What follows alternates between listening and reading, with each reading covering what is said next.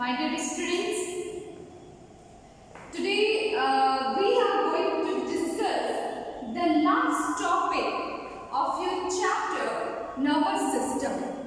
And what is that last topic?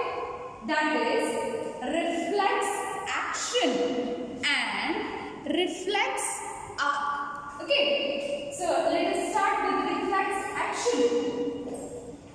There are certain responses in our body which are automatic, spontaneous, and take place without the involvement of the brain. Suppose this is a chalk and you are sitting there, okay? And I am throwing this chalk to you. You will do like this. This is your spontaneous action which occurs without the involvement of your brain. So this action is known as reflex action. Okay? I hope you understand what is the mechanism of reflex action. Reflex action is automatic, spontaneous, without the involvement of the brain. Now, reflex arc, the path along which the reflexive impulses travel is called the reflex arc. Okay? There is some example of reflex action and reflex arc. Like, suppose there is a pointed needle. Okay? There is pointed needle in your chair. Okay? So, if you will sit on that needle,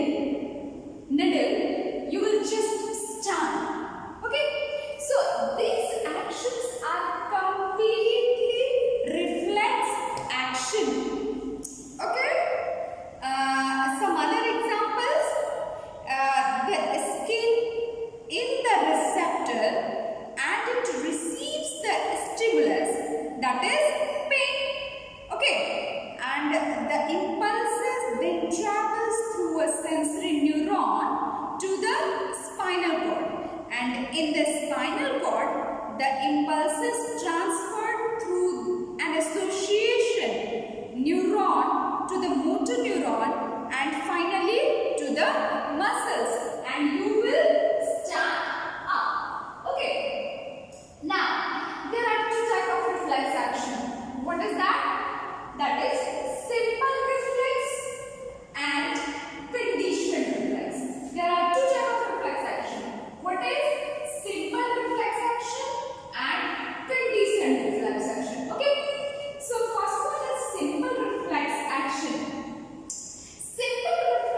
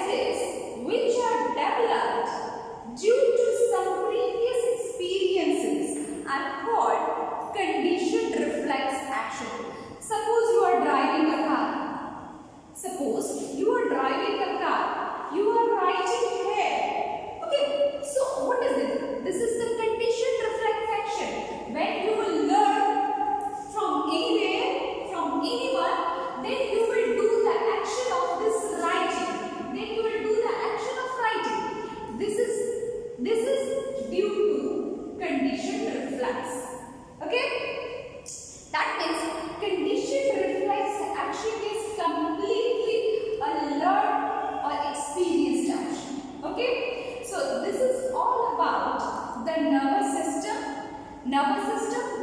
The basic structural and functional unit of nervous system is neuron.